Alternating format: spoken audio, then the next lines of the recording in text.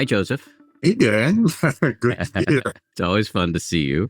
I'll say to the people watching that you started making fun of me the minute I sat in the chair, so I know that you're in good form. Let's go. Okay, so you started writing poetry at the age of 75. What? Why? What happened? I was in Spain at the time. I was just in this small town just outside of Barcelona and listening to the poetry of Ocean Vuong, who was a young Vietnamese poet living in the States now. Poet, writer, and really quite brilliant. And I don't know exactly what happened, but somehow just in listening to the poetry and being in a quiet space, I was on vacation then, so it's really just absorbing the poetry in the quiet. And suddenly, I don't know, the poems started coming out. At the time this was happening, I was there with two friends, Elizabeth Cottrell and Gianna Gibson. And as I was sharing what was coming out, my first attempts at poetry, they were so overwhelmingly enthusiastic that it made me take it a little more seriously than I think I would have if I had just been by myself, because they were tremendously supportive and said, this is great and you should do more of it. So that was really a help at that time, because I probably would have just had a lot of doubts about it and let it go without that. So in that very first rush, of starting to write, I also was quite naive as an aspiring poet, because this was not my self-image or my sense of who I was. So in that time, in the flush of that first enthusiasm, I just had the idea that whatever came out perfectly first time. And now when I look back, of course, to those very early ones, they were far from perfect. But because of, the support of my friends and their enthusiasm, I kept writing. And then sometime later, maybe a year later, I connected with another friend who was quite a well-known and superb haiku poet, Sylvia Forge Ryan. And I started sharing my poems with her for some critical feedback, which was really helpful, just to get some input into the craft of writing. And she said something which had a tremendous impact on me, and which over these last 5 years, I've really taken to heart and seeing the importance of it. This is a bit of a paraphrase of what she said, but she said, a major part of the art of writing poetry is revision. Right? And that really landed, as opposed to my first, naive assumption that it came out perfectly first time. And that has proved so much the case. And for me, very much part of the joy of the creative process. The revision just allows for an exploration of greater subtlety, a form of style, of content. So that has really incorporated that understanding into the writing since then. So those were kind of the beginning formative aspects, of what began this whole second career. It's not quite a career. I'm sorry, I interrupted you. Say that again. This informed my whole second career, even though it's not actually quite a career. Your point about revision or rewriting lands for me as somebody who's written a couple books and is attempting to write a third. And there's often a lot of gold in the initial inspiration, but it may be covered in lots of mud. It reminds me of, I've done so many retreats at IMS, and you're not supposed to do this, but I have a journal there in case I have an inspiration for something I'm writing on. And I often think when I get out of retreat that this journal contains the best writing I've ever done. And then sometimes it's pretty good, and then sometimes it's like the scrawlings of the Unabomber. And so I think learning to both trust and mistrust inspiration, the original burst of inspiration, is a big part of writing. Definitely. And also something I've been even struggling with recently, and also in writing some of my Dharma books, it also is important to know when to stop revising. Yes. Because it could be an endless process. It is always the last little tweak of this or that. But it is really an important. You actually wrote a poem about the beginning of your poetry career, such as it is, and that poem is called "The Muse." Could you read that to us, and then maybe we'll talk about it on the back end? Okay, The Muse. Something happened in my 75th year. A channel opened to oceans of space, where words sparkle in their sparse delight, calling, calling, calling. And that really does describe, for me, the beauty of this whole process, because it did feel like a channel open to space in which the words emerged, sparkling. No. So it was just a beautiful experience of that, and paying attention to that. I always hesitate to use this phrase in a Buddhist context, but can you put some more meat on the bone in terms of when you say a channel opened to space? What does that mean specifically? I mean, we could get a sense of that, and maybe some of the image of the poem, in terms of words sparkling in their sparse delight. When we go out at night and look up at the night sky, and I think for many people, there is a sense or a kind of awe, in feeling the immensity of the space, and then with the stars sparkling, and that's how it felt as these poems were coming. It's like my mind opened to that quality of I'm a little hesitant to use the word boundless, but it felt a little like that. The mind opened to this kind of boundless, space-like awareness, and in that awareness, the words started coming. It was really beautiful. And it was kind of the same feeling as going out at night or sleeping under the stars. We just opened to something so much bigger than ourselves. So that's really what the feeling was like. But it seems like there's an overlap between the experience of creativity or the muse visiting and the experience of meditation, in that both are these receptive modes. I think a big mistake people make in both creativity and meditation, and I say this as somebody who has made this mistake himself daily for 53 years, is to try to force it, to try to lean in, grit your teeth, militaristically try to get somewhere. Right. But in creativity and meditation, and I'm curious if you think I'm onto something here, it really is a leaning back, a receptivity where the magic happens. You're onto something, Dan.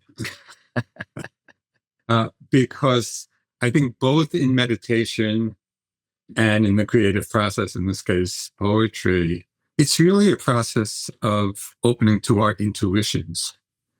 So I see both as a very intuitive process.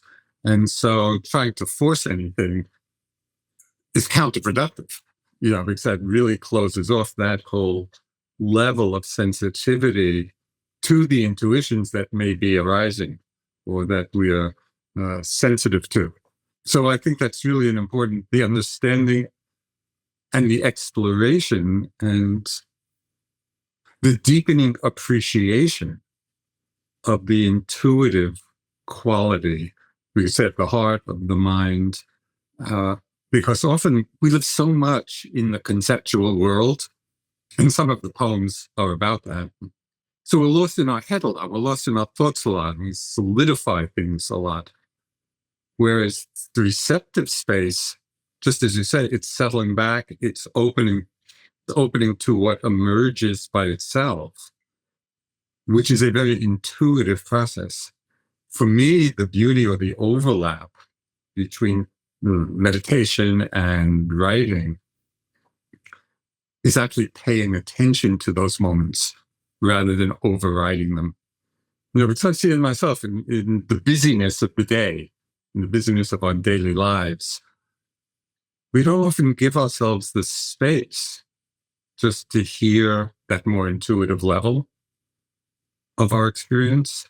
And so this is where I think for me, the poetry and the writing and Dharma practice really share say a basic ground, stillness, of silence, of intuition. We've talked about the overlap with the Dharma, but do you see art and creativity as part and parcel of the Dharma, as a form of Dharma practice? I do. It's the creative process rather than the output that is really an overlap, because one could be in meditation for years and be in this space of stillness and silence and intuition and never write a poem. But in meditation, there is this sense of creativity in the sense of exploring our experience beneath the level of our conceptual framework. So I'll just give you a couple of examples, which I think are quite common for people, for example, who have been on retreat. I know this happened to be many, many times, both from the early years up until now.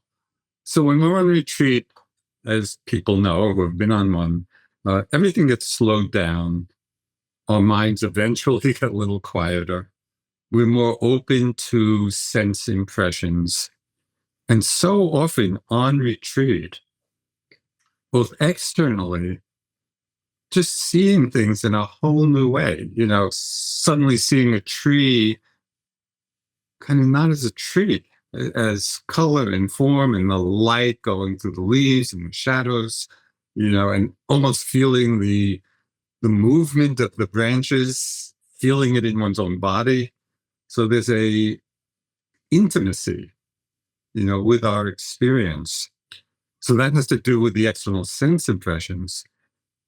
In the meditation, when we go inward, in a way, it's the same process, because we're going from kind of a fixed notion of ourselves, of our bodies, being somewhat fixed or solid.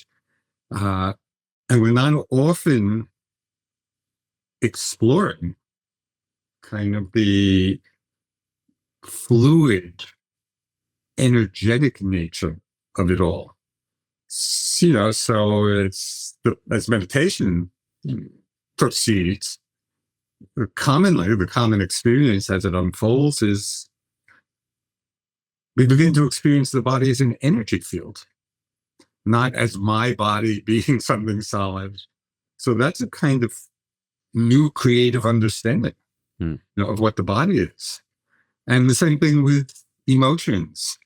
For the most part, we're so lost in the story of the emotion or the story that's creating it.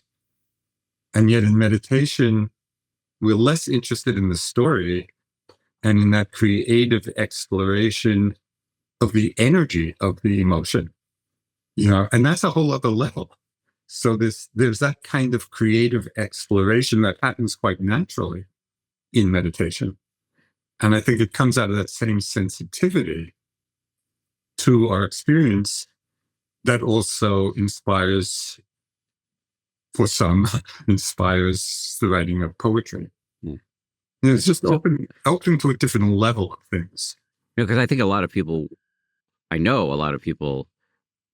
Here's another word that is tricky in a Buddhist context, but a lot of people want to be creative. That is a quality of mind that many of us are hoping to cultivate.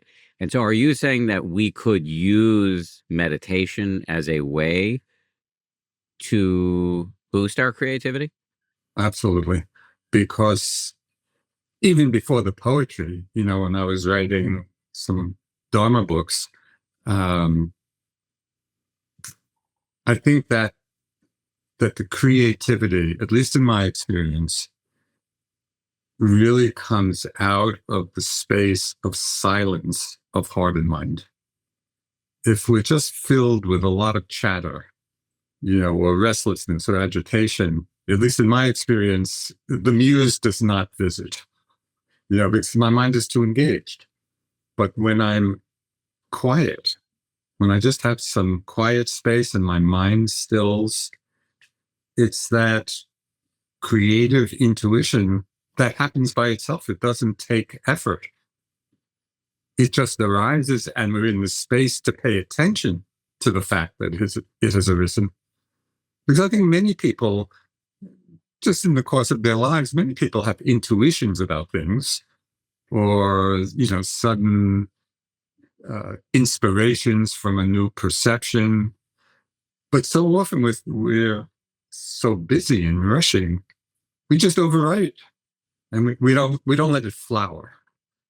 It's the qualities in meditation, the silence, the stillness, the receptivity, the intimacy with what's arising. It is an incredibly beautiful space. So just another example. This is, in a way, it's more prosaic rather than a poetic example. But when I was writing my book, Mindfulness, that that big book, I'd be writing, and very often I would just get stuck. I didn't know where the next paragraph should go, something like that. And whenever I felt stuck in the writing, I would go sit. Just meditate, and I would get into a meditative space. And it was so amazing to me that as soon as I quieted down and entered into that meditative space, it became so clear what the next step in the writing should be. So I saw this very intimate connection between silence of the heart, and creativity. It felt to me like that's the space out of which creativity expresses itself. And that's what was so inspiring to me, is to see this kind of overlapping of the meditation experience and the creative experience, that they just share so much and always support each other. I mean, this seems like advice that anybody could operationalize in their life. Just, when you feel stuck, whether it's on a creative endeavor or how to handle a difficult conversation or any big decision you got to make. Yes. Sit for a minute. Well, maybe more than a minute. Yeah. I use the phrase poetically. Something will come. It may not be the dish you ordered, but something may come. Yes, absolutely. And it does come really intuitively. It doesn't so much come because we're trying to logically think it out. So it's a different process that's happening. Just staying with this overlap between the Dharma and creativity, it's interesting. The way you're describing, and this is not uncommon. This is the way people talk about creativity. The muse visiting, or idea, a channel opening and words coming, sparkling like stars. It's all impersonal. It's a channel has opened, an idea has come to people. You hear songwriters talk about this, like they woke up with the idea, came to them in a dream. It's we can't claim any ownership of this, which of course is a central component of the Dharma, where this self that we walk around feel like we're this self, but if we examine it, there's not much there. Yeah, no, that's exactly my experience of things, and that's what makes it so delightful. It's really a joyful experience, both in meditation and in writing, or any other aspect of our lives in which we allow these intuitive understandings to emerge. Does no clinging arise for you? Because I might get great ideas, or once in a decade I'll get a great idea, but I feel after the initial burst of creativity, I pretty quickly claim it as my own. More practice, then. Well, that is really not a problem if you just see that pattern in the mind as another impersonal pattern. So that's all. You just oh, look at the mind doing that. That's just another star sparkling in the sky. So you're okay. That is the subtext to every question I ask you. Am I okay? Okay, so let's do some more poems. Would you be up for reading A Distant Call? Sure. So just to let people know, this is a fairly new experience for me in reading my own poetry. Like at first, when I was first, playing with all of this, and people would ask, I'd like to hear it, I would ask somebody else to read it. I was kind of too embarrassed. I've gotten over that part, but it's still it's still a little bit of a new experience for me. Okay. A distant call. One night, alone in bed, I heard the whispered call of death. Distant enough for now, but still. Regrets and repose embraced as my heart quickened in the dark. So, having read this book several times, death comes up over and over. So maybe say a little bit about why you think that is. Well, probably because we're all going to die. and it's not something that we necessarily think about a lot, or really take in, or really understand that it's completely natural. And the Buddha highlighted this so explicitly. Whatever has the nature to arise will also pass away. And he talked a lot about reflecting on death. So this particular poem arose, it was a particular moment. And I think, as I say, one night alone in bed, I think that, that space when we're alone at night, maybe lying down, and in some way, I think it's not uncommon, an uncommon experience for something that's loose, our minds and our hearts, and we just, in a way, free associate, or just new things are coming up that normally are covered in the busyness of our lives. So I was lying there, and for whatever reason, kind of the thought of death arose, but it wasn't an intellectual thing at that point. It was almost like feeling the immediacy of it, not in the sense that I thought it was going to happen in that moment, but it's almost as if in some way my heart, my mind transversed to the moment of death. So it kind of arose, the feeling, oh yeah, death is going to happen. That became a very visceral experience for me, in those moments. And then what was interesting to me, as I was watching all of this and feeling it, I could see different regrets about my life arise. The ability to find some repose with all that arose. So that's why regrets and repose embraced.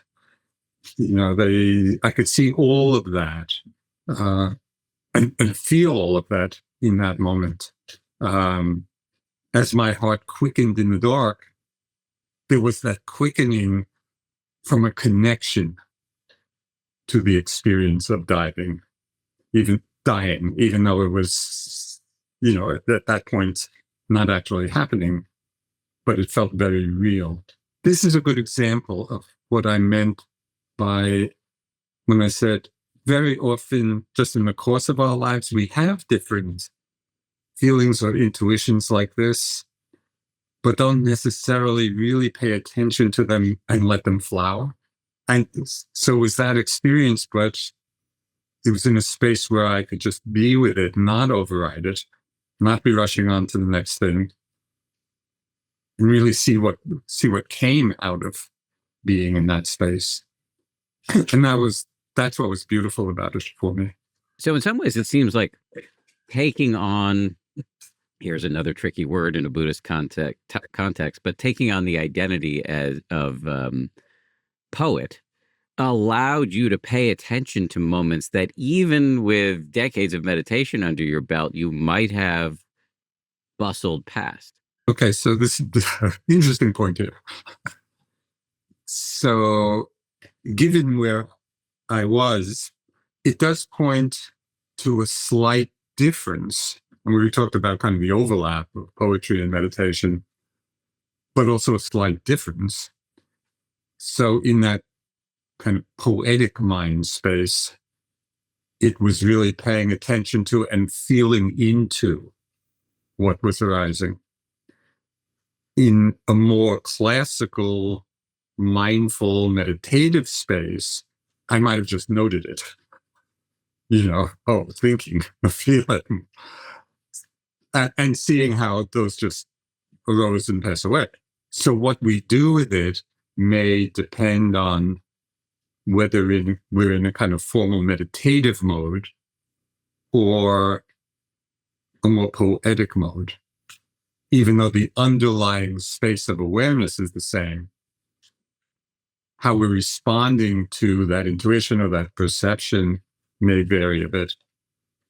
And it was definitely in my more poetic mode, to really let it flower. Okay, but in that poetic mode, is there also some flavor of clinging or striving because, okay, I'm going to memorialize this, I'm going to write this down? No, because that came later. That came after, maybe the next morning. In the moment, it was just the sensitivity to the experience. I see. That's why I didn't have any thought, oh, this is going to be a poem. It was a kind of a somewhat unique new experience because I was in that space and just feeling into it and letting it unfold. So there was great beauty to it, but I wasn't thinking about, oh, this will be a poem. It was like the next day or whenever. And then I reflected back on what had happened. So then it began to emerge. But without that sensitivity to the experience, nothing would have emerged in terms of creatively. So I want to make sure I'm understanding your point on this, on the difference between the poetic mind state and the mindful, classical, meditative mindset. And you keep using this term sensitivity to experience. So if this experience, this kind of visceral sense of the reality of your own finitude if you had been in a classic or classical meditative state, you might have noted thinking, physical sensations, let it come and go, and you're on to the next thing. In a poetic mind state, you're doing what instead? Well, just to add one more thing to the meditative space, where, as the meditation progresses, really one of the emphases and, a core element of unfolding insight is seeing the impermanence of everything. And so our mind is kind of on that channel of seeing impermanence, of seeing things just arise and pass away.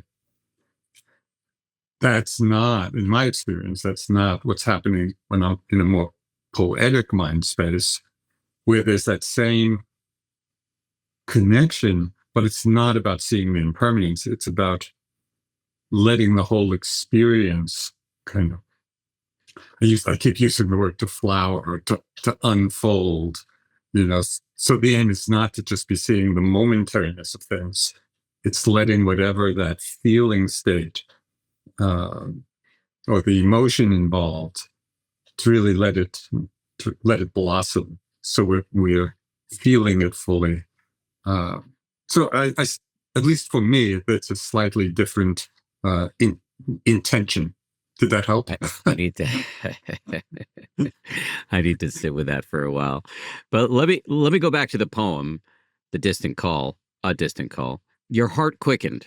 Do I take that to mean that in this moment of really taking in on a molecular level that you're going to die, that it was scary for you, or just that it was an experience that was powerful that caused the heart rate to elevate? I think the latter. I don't remember particularly that there was fear in that moment, but kind of a certain level of intensity, not overwhelming. That's why I chose the word quicken. So it's not. It wasn't disturbing, but I noticed. Oh yeah, this is something important, or there was an impact from that experience. Yeah, and that's really what I meant by that. It was not just in the same flow of every other experience. And I think that was so because of the power of reflecting on death with that kind of visceral immediacy. Oh, yes, this is going to happen to me. Mm-hmm. There's something powerful about that reflection. And it can call up a lot of different things, and for different people, it probably will. For some people, it might call up fear, or it might call up, I don't know, many different kinds of emotions. Or maybe it calls up really a state of peace. And that's why I kind of like that juxtaposition of regrets and repose, because it had that quality of holding both. Do you think it's one of the fruits of the practice for you that this visceral experience of mortality did not call up overwhelming fear? I hope so. It might. So that's probably part of it. But part of it also might be that I really didn't think it was happening right then. That's why I called it a distant call. It's like, it was like a whisper. It's just like, I heard the whispered call of death. So I think that mitigated whatever fear there may be there. It was not manifesting. It didn't call that up. Because I didn't feel like I was on the precipice of it.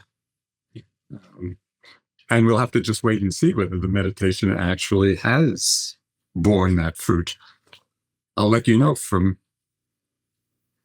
the next side. May that be many years from now. Let's do another poem. Okay. Lazy Day at 76. I have many favorites, but this is one of because the experience was so, well, maybe the poem will express the experience, hopefully. Lazy Day at 76. Morning coffee and a first glimpse into the unknown day. Waiting for that pulse of life to push through the pale joy of sitting, doing nothing. Going for a walk is almost too much on this day of questionable ease. Is it simply resting up to save the world, or the faint glimmer of decline? I'll decide tomorrow if I awaken in the morning light. Even in reading, it brings me back to that morning. I had the morning coffee. I was just sitting on my porch and just didn't want to move. I was just there. There was no impulse to engage with the day. And I say the pale joy of sitting doing nothing. It wasn't exuberant. It wasn't exciting. It was just, oh, I'm just sitting. I felt like I could just sit there forever. And then kind of the reflection, what does this mean? Is it just resting up, to go out and save the world? Or the faint glimmer of decline when I won't be able to get up? So this is kind of what I mean. This, for me, was an example of the beauty of poetry and writing and being in that space. So I could have had that same experience and really not appreciated it, or not seeing the nuances of it.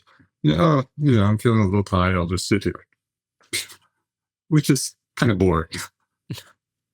But when we're when we're being sensitive to the whole experience, it's very rich. This is an interesting experience. Just the sitting quietly, doing nothing, not wanting to do anything. Well, what's that? And so that's kind of the exploration that I think that comes when we don't pass over what could be a very common experience. And so here's where I see the potential of poetry expressing and also revealing the great beauty in very ordinary things, in very ordinary experiences. But we have to drop beneath the level of our usual mode of perception. It's like, it's just dropping into a more sensitized space. Meditation is not just a quick fix. It is a practice to change all parts of your life, and you don't have to be perfect. You just have to show up. The Happier Meditation app meets you where you are, so you can realize more than you thought possible with a flexible approach that grows with you and wisdom from some of the world's most insightful teachers. Happier helps you get more out of meditation so you can give more to every part of your life. Go to happierapp.com and start meditating in a way that truly fits you. I think this is what I was driving at before when I was saying that you had been cultivating the capacity to wake up since your early 20s in meditation. And it, from what I can tell, is reasonably finely honed. And then at age 75, you start writing poetry, and there's a new level that opens up to you of the savoring of the moment. I think, am I pointing in the right direction as I say all of these words? Well, you just hit upon a key point, which is, and I might get into trouble with some of my meditative colleagues for what I'm about to say. I would not use the word savoring the moment in meditation. It's aware of the moment. It's more impersonal. The impersonality of it really stands out, which of course is a profound realization in itself from a meditative perspective. The savoring of these experiences, for me, is the flavor of poetry. Where it's the same experience, but we're relating to it in a somewhat different way.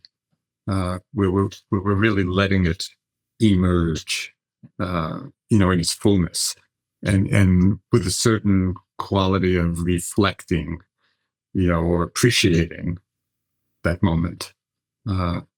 So I see, in this sense, kind of the creative process. It doesn't have to be, of course, poetry. It could be, writing or music, or there are a lot of creative endeavors. But I just see it as being a source of great beauty in our lives that we normally overlook. So to me, it's like a doorway to that. And that's a beautiful thing in one's life. Just in thinking about this evening and everything we're talking about, one artist came to mind very, very vividly in terms of the sensitivity that opened to a whole new way of seeing, and I was thinking of Van Gogh, and the Starry Night, you know, uh, so, I mean, his vision, his experience of the night was so spectacular, and yeah, it just illustrates beautifully the incredible sensitivity, just to new ways of seeing things or perceiving things or expressing things. And I think that's what's so, I was going to say seductive, but I don't mean that in a bad way. Seductive about art. And art meaning all creative expression. It just opens us to a new world of seeing things or feeling things in a new way.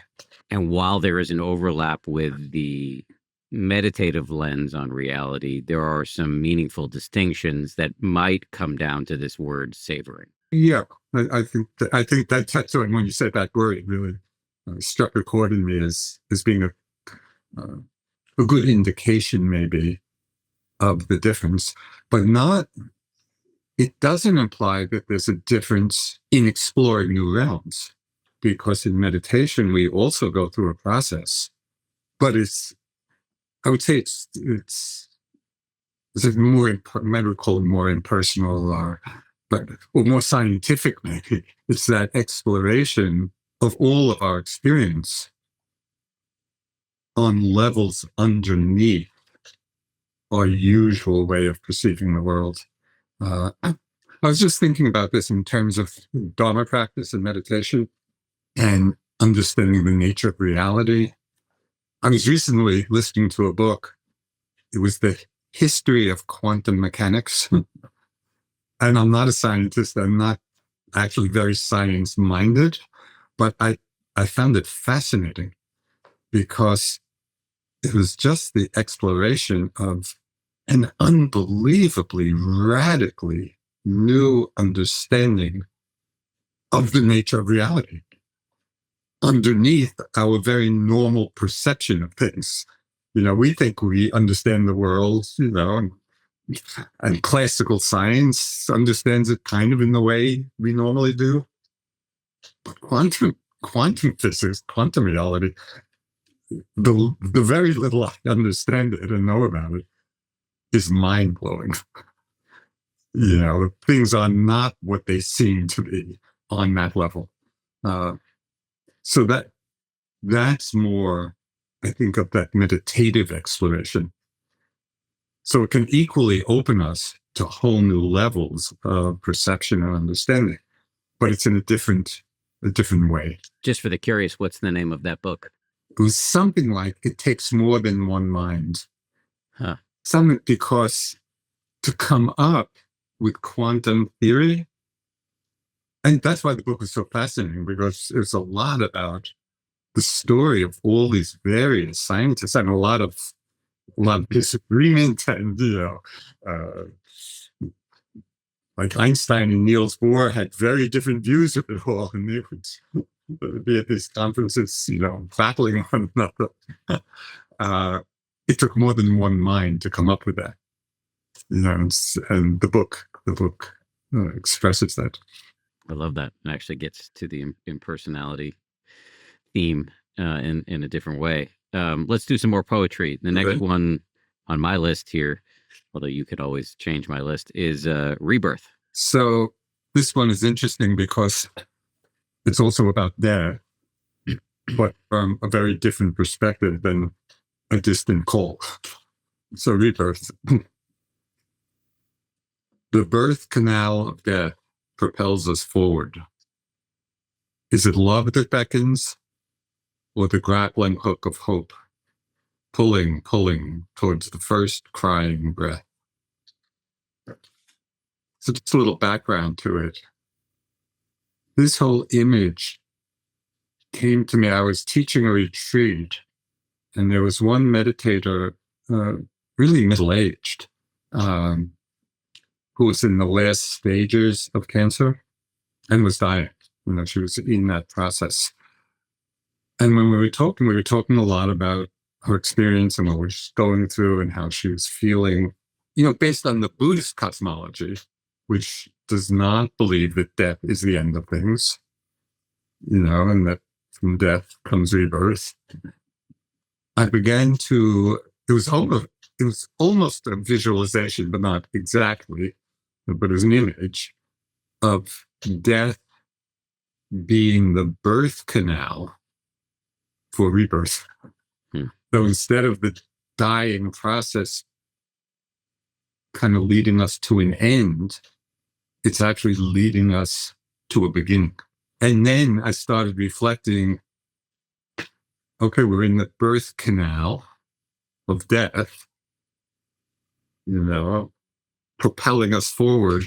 And then what is it that's propelling?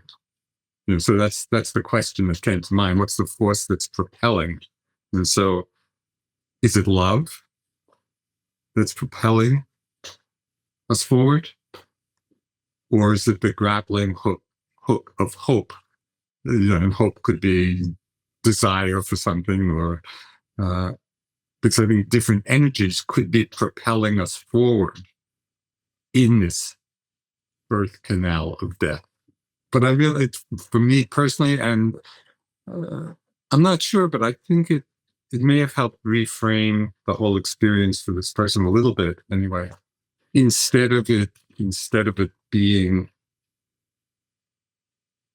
a potentially fearful experience, the dying process, is there a way of understanding it as really a process of a new beginning, that's leading us onward to a new beginning? And I think if we were able to have that frame, it would change perhaps how we feel about the whole process. From a classical Buddhist standpoint, though, isn't what keeps us on the wheel of rebirth, of this cycle of dying and being reborn, isn't what keeps us on that wheel thirst or clinging or desire? Yes. So ultimately, in the Theravada classical teaching, early Buddhism, that's really giving emphasis to that. But for example, in some of the Mahayana and Tibetan traditions, they acknowledge that as being, the force of craving is the cause of rebirth. However, with a certain level of meditative accomplishment, compassion could be the force that's driving it. And these great masters, as they describe it, come back to birth again and again out of compassion for the suffering of beings, and with the intent to serve, to be of benefit. So it's depending on the Buddhist tradition, right? It'll have one predominant flavor or another. And so I think it's helpful to consider both of them. Yeah, just to understand both frameworks. As we, each one of us, contemplate our own mortality, if we're open to the idea of reincarnation, and I don't have any evidence for it personally, but if we're open to it, can we think of it as an act of love where we would come back to be useful? I think that is very much part of, for example, the Tibetan tradition. But that also takes a tremendous amount of, takes a lot of practice and accomplishment to be able to enter into that particular stream. I mean, this gets into rather a complex discussion of the Buddhist cosmology and all the different planes of existence and the potential for rebirth in, different of these planes. And so from one understanding, and this is what the historical Buddha taught, that the real freedom is escaping from the whole cycle of rebirth.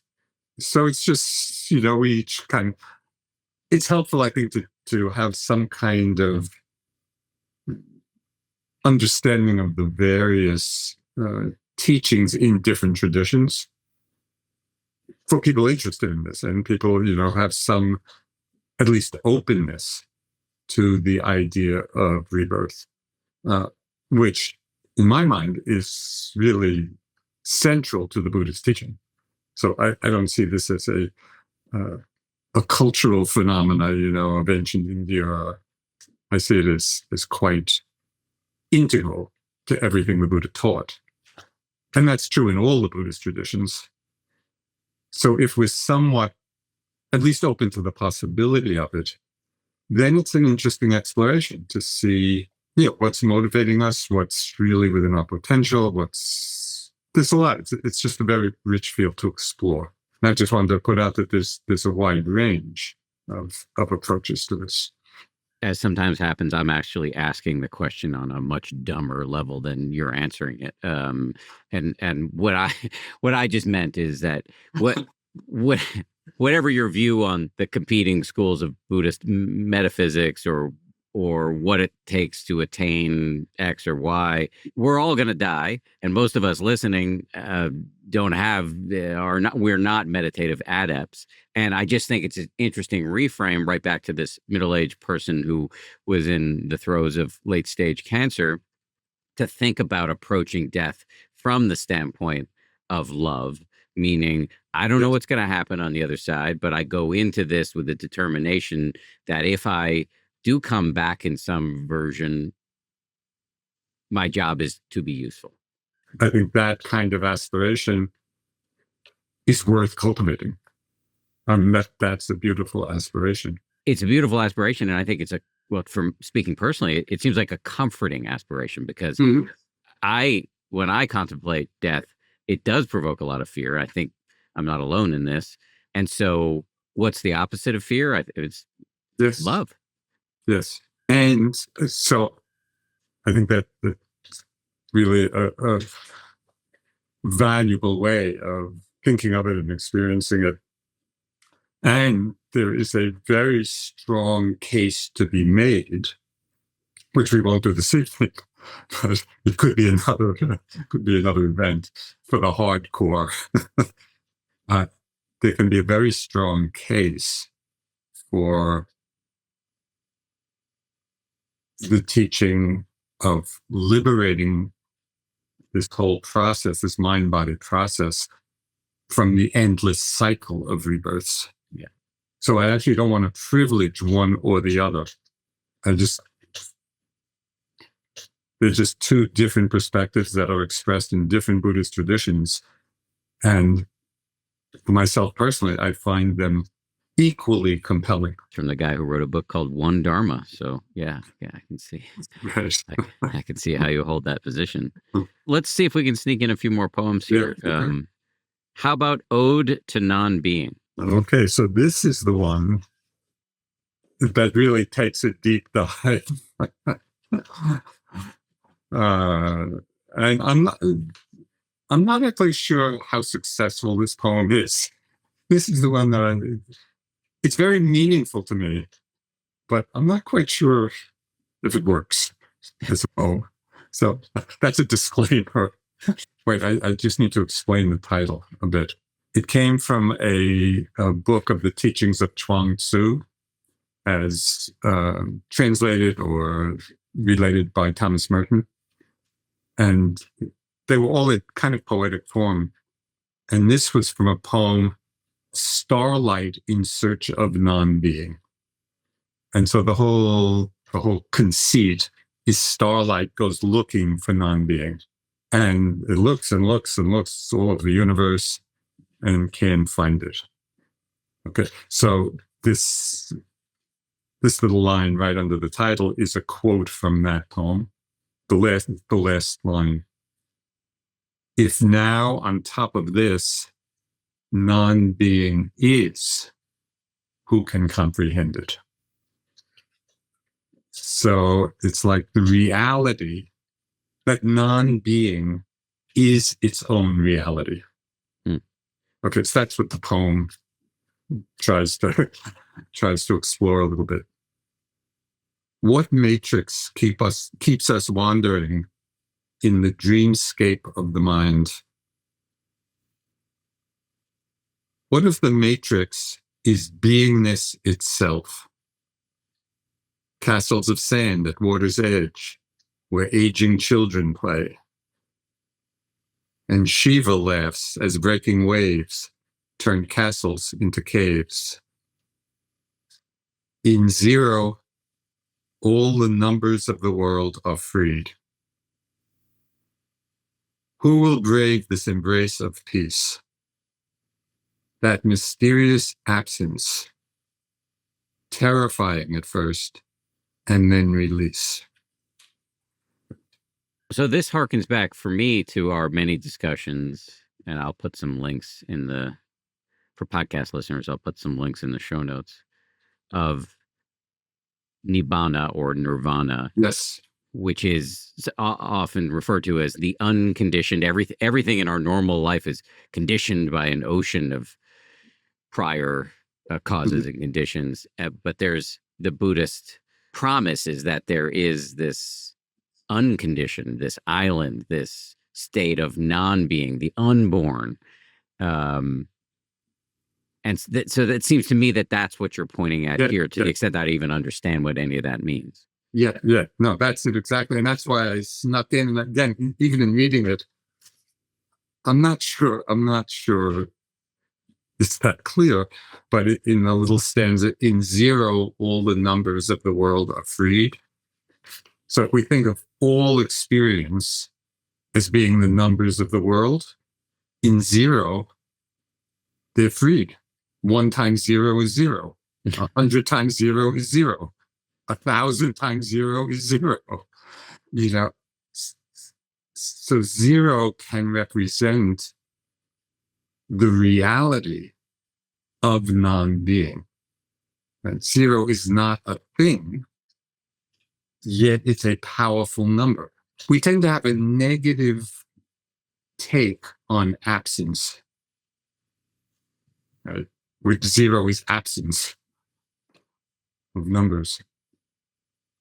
And yet, the Buddha was pointing to this unconditioned reality. It's like 0. No phenomenon is arising within it. And yet, it is its own reality that can be experienced. So again, this goes into, really the depths of the Buddhist teachings, and obviously very hard to express in a few verses. But that was my attempt at it. Well, I like it. And I think I heard, but you'll correct me, a reference to what we were talking about earlier, which is what is driving us through this round of birth and rebirth. And it seems like what you're saying is there's a reference to beingness itself is what is pushing us through this cycle of.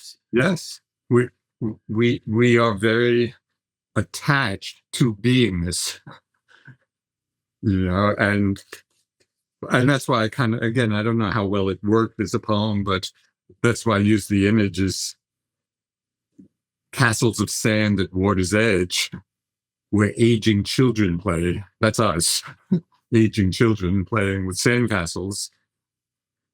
And Shiva laughs. Shiva is the Hindu god of destruction. Shiva laughs as breaking waves turn castles into caves. It's like the breaking waves just destroy the sandcastles. And yet we're all aging children fascinated by the sandcastles. So that's what's behind some of these images. We don't want to give up our sandcastles, even as the breaking waves destroys them over and over again. Yeah, it's like that line from the Mahabharata, the Hindu classic, what's the most wondrous thing in the world? That we can be surrounded by aging, illness, and death and think it somehow doesn't apply to us. Exactly. Yes. So there's a phrase in that poem that is the title of the book, so therefore must have some some real weight and importance to you. Dreamscape of the mind. Maybe it's worth saying a few words about what you mean by that. So this goes back a little bit. It may not be an exact analogy, but it goes back to what I was talking about with regard to our normal perception of the world, and then the quantum reality, which has no bearing. I mean, it's like a totally different reality. But our normal reality, it's like I imagine from what would be the equivalent of the quantum level of understanding. Everything that's arising in our ordinary life is like a dream. There's an apparent perception of things and beings and, our conventional world. But from another perspective, it's all appearances, impersonal, impermanent, insubstantial appearances arising in the mind. It's like, it's like a rainbow, right? It has no substance, and so that's why I think of the mind as a dreamscape, where everything's arising and it appears so real, and we take it to be so real, and yet it's all so empty and insubstantial and ephemeral, and we get so caught by what we take to be so real and solid and fixed. So would a rough analogy be, like this chair I'm sitting in feels very real to me, but ultimately it's a dream, because if you take a high-powered microscope to it, it's mostly empty space with spinning subatomic particles. There's one Tibetan teaching, which, you're very familiar with, in talking about the reality or non-reality of the self. Of course, in Buddhism, it's so much about selflessness and non-self. And the Tibetan teacher just had a wonderful expression. He said, yes, the self is real, but it's not really real. So I think that expresses, so the chair is real on its level, on the level of conventional perception and experience. But on another level, it's not real at all. In fact, the whole idea of chair disappears. And that's what's for me, so completely intriguing about the meditative exploration, because we begin to experience for ourselves these different levels, and we get a little somewhat unhooked from our attachment to the conventional reality. And it doesn't mean we don't engage with it or respond appropriately. We still do all that. Yes, the self is real, but it's not really real. And the meditation really opens the possibility of our experiencing the not really real aspect of it all. To me, it's like that T.S. Eliot line, another poet, not as good as Joseph Goldstein, but another poet, to care and not to care. Yeah. No, that expresses it well. He's not bad. Oh, yes. All right, let's do another poem. This one's called A Fall. Okay. A fall. A high forest stream. A slip, a fall, a twisted knee, and summer plans asunder. Why? Because anything can happen anytime. A night awake grumbling, and in the morning peace. Why? Because anything can happen anytime opens the heart to life, to death. So this came out of, I was teaching a retreat out in New Mexico in the Wilderness Range. Did a hike on the last day, a river, walking, jumping over stones, slipped, twisted my knee, made it back, gave a talk that night. Thought I shouldn't sit cross-legged, but I did. Those were the days when I still could. At the end of the talk, I could not stand. I had to be carried back to my room, which was very embarrassing. And so all night I was grumbling because I had a lot of summer plans of teaching, But then somewhere in the middle of the night, this phrase came to me: anything can happen anytime.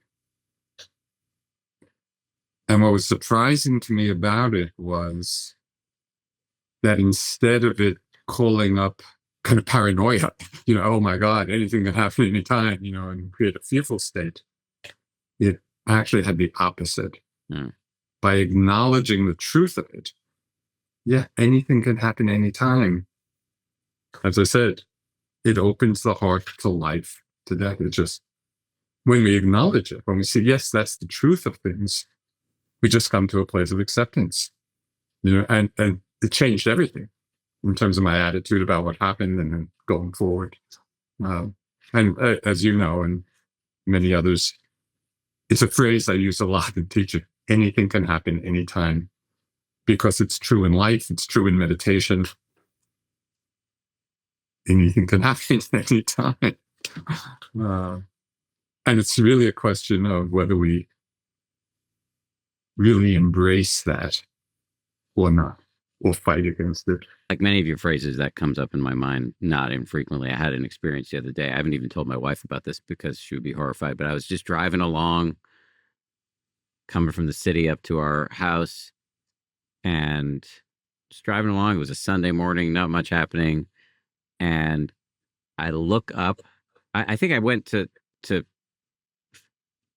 press fast forward on a podcast or something, and I looked up, and there was a mattress in the road that had fallen off of a truck, and I just instinctively veered around it. But if there had been somebody next to me, I would have hit them, because I wasn't looking at the dash long. So it had all just had happened really quickly. Yes. Anything can happen at any time. Yeah. And rather than being a source of paranoia, although I'm still prone to paranoia, but for me, if I take it in, I think in the right way, it's more like it's vitalizing. It's let's not take shit for granted. I mean, this is all. It may seem solid, but it's not. Yes, and it really is kind of there's a wisdom aspect in recognizing and accepting the truth of impermanence. And impermanence doesn't only happen, on a macro scale. It's happening on a micro scale as well. But even though we know that conceptually, we often are not, we haven't embraced the truth of it very often. I think we have time for one more. How do you feel about the sages say? The sages say. The sirens song, sirens from Greek mythology. The sirens song, be more than you are. Be everything you're not. The sages say, be less, not more. Because all that we're not lightens the burden. Delighting without hope, our desiring hearts. I've been thinking about this a lot because I am such a product of capitalism. I'm a businessman. I guess, an influencer. I'm constantly trying to be more, grow my business, grow my followers, all of this stuff. And I really see the suffering in that. And so I find it very interesting, this notion of being less, but I also find it terrifying from the vantage point of like paying my mortgage. Well, so there are two aspects here. Be less, not more, because all that we're not lightens the burden. As one teacher said of another who was doing, a really challenging project and being out in the world and doing good things. And this other teacher said, I'm glad they're doing it, so I don't have to. It's being taken care of. So that's kind of, so all that we're not lightens the burden. And delighting without hope, our desiring hearts. So it's acknowledging that there are these desires in our lives for all of these things. But if we can delight in them and even doing them, engaging, but without hope, which really means without attachment, then we're accomplishing the engagement with the world, but from a place of being less, not more. We're not establishing or strengthening our sense of self by what we accomplish. By being less, we're letting go of that self-aggrandizement. So then we can still engage, but without attachment, without clinging. And so we're still in the space of being less, even as we're engaging and doing all the things, for example, that you're doing. So if you could be doing everything and really be refining the motivation, is it for the aggrandizement of some self-image, or is doing the very same things out of a feeling of service, which I think it largely is, and I appreciate that about everything we're doing. So the being less really has to do with the attitude rather than the activity, because we can engage fully from a very selfless place. And the being less is really about selflessness. And maybe it goes back to caring and not caring by that hack poet T.S. Eliot. Yeah. I'll send him this poem. Okay, so in closing here, just to say out loud to the folks listening live, this is we're doing this live as a event for IMS, but this will also be a podcast, which won't air for several months. For the folks listening live, obviously we are less than a week out from a tumultuous election that continues to reverberate, and Joseph wrote a poem about it. So you want to give that to us before we close here? So this is the latest one, very much prompted by just the events and the feelings and the thoughts and the turmoil and everything that happened, during this last week. I'm sure many, if not most or all of you, were going through something or other, as a result. Okay, so the title of the poem is A Wake. Waking to a new world order. Fear, dread, and for some, hope. The market rises 1,500 points. Unpredictable darkness. What is this world we live in? The fall of the Roman Republic after hundreds of years? Peace emerging after global wars? Are we like addicts needing to hit bottom before a glimmer of light appears? Is there a refuge, a sanctuary, an island of peace? Space, that embracing openness, holding every possibility, and not only the bright ones. Space of mind, space of heart, holding it all. Space liberates every thought, holds every pain, holds the obscuring clouds and the light behind. Can we rest in space, rest in awareness, responding from a freedom that cannot be sullied, cannot be destroyed? Our refuge, our home in the center of the storm. These are the reflections that came during this last week. You and I traded some thoughts on email about my attempts to understand what you're pointing at here, and so I'll see if I can recapitulate what I said to you on email, and then as always, you'll just correct me. I think what you're saying is that whatever we think of the results, we all have the capacity to be mindful of what's happening, including our own emotions, including external events. It's like the difference between standing under a waterfall where you're just in it.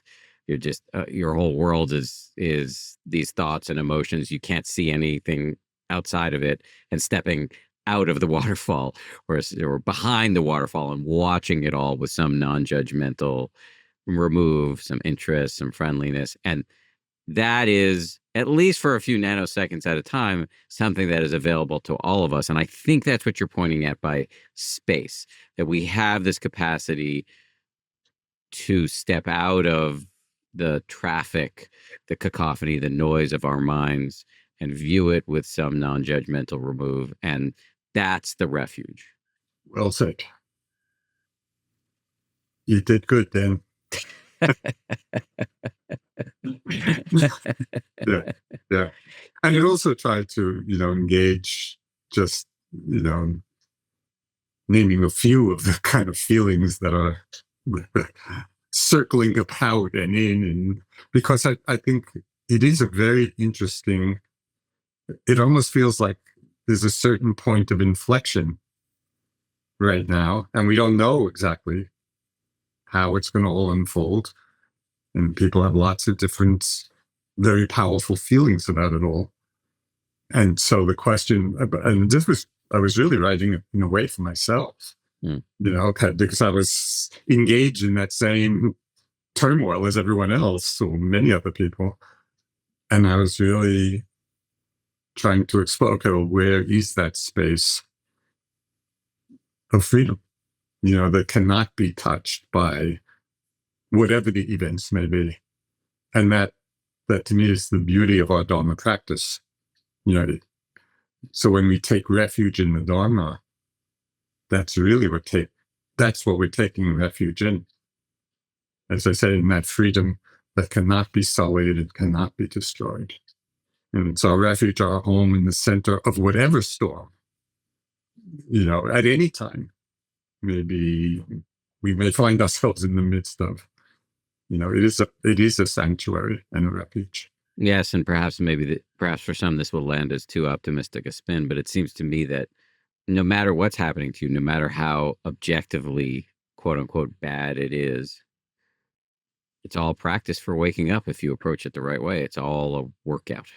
Bringing it back to poetry, for me, writing this poem this week, it really helped me. That poetic mindset space, trying to make sense of it all, to make sense of everything I was feeling and my understanding of what was happening in the world, kind of the power of that poetic sensibility, that itself was a refuge. It really helped me find clarity, and so I think, in addition to everything else we've said, this evening, I think poetry can serve that end. It can help to clarify things for ourselves in ways that might not be apparent at first.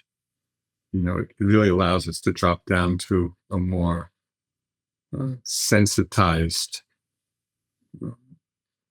understanding of what's going on outside and what's going on with ourselves, and give expression to it. And so that for me is one of the great powers and beauties of poetry. Joseph, thank you for your poetry. Thanks for all of your work. Thanks for making time to do this tonight. Really appreciate it. This was great, and thank you.